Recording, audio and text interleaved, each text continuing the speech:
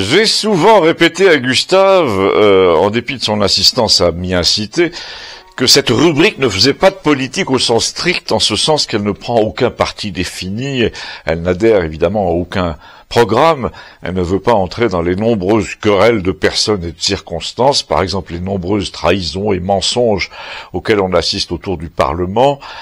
Il y a des gens qui font ça très bien. Le commentaire des coups bas, des reniements n'est pas mon objet. J'ai jamais abordé les grandes questions comme l'âge de départ à la retraite ou l'avortement ou l'impôt sur la fortune. En revanche, par égard pour les gens qui m'écoutent, je me pose les mêmes questions qu'eux de temps en temps. Parfois, je pose les vraies questions à leur place, d'ailleurs. L'abonné au Monde croit qu'au contraire, en faisant allusion à Brigitte, par exemple, je fais de l'extrême droite, mais non. Moi, ce qui m'intéresse dans l'affaire, c'est pourquoi, alors que les raisons de s'interroger sur Madame s'accumulent, des journaux comme Marianne, par exemple, titrent que les gens qui s'interrogent sont en plein délire.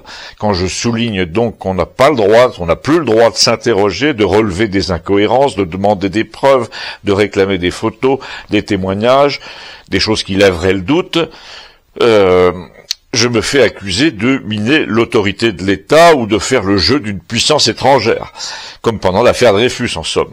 Ou pour ne pas faire le jeu de l'Allemagne, on était prêt à falsifier les documents, à cacher la moitié de l'enquête, à ne pas évoquer à l'audience des choses capitales comme le fait que plusieurs des témoins cités couchaient ensemble et s'envoyaient des lettres d'amour, ou en tout cas des billets à connotation sexuelle, mais de cela l'enquête officielle, je parle toujours de l'affaire Dreyfus, là, n'a pas tenu compte.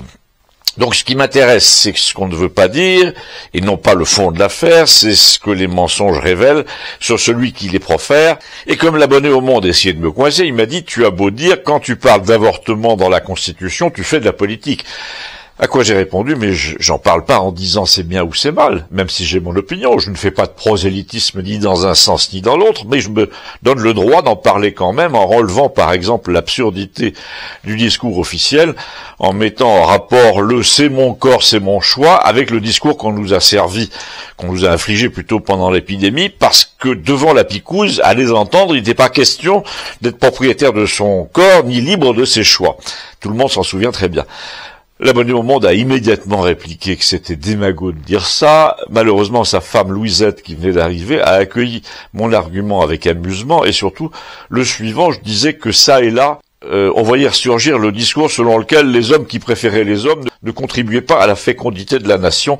Or, l'interruption de 220 000 grossesses par an avait quand même une incidence bien plus grande sur le renouvellement des générations que 2 ou 3 types qui font pas d'enfants parce qu'ils couchent ensemble, mais ça personne n'en parlait jamais. Donc on voit bien où se situe, enfin j'espère, le rapport entre cette rubrique et la politique. Il ne s'agit pas de prôner ceci ou cela, mais de peindre le mensonge, l'incohérence, la dissimulation à la peinture phosphorescente, afin que tout le monde le voie.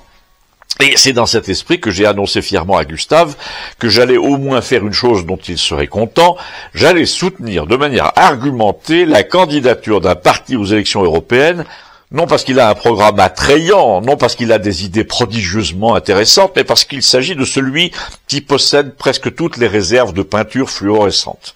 Et pour connaître le nom de ce parti et celui de son chef, je vous suggère de passer en zone libre au moyen des liens ci-dessous comme d'habitude. Nous aurons tout le loisir de discuter en public avec Gustave, qui est un fervent, je le précise, partisan, pour le coup encarté du bonhomme en question. À tout de suite.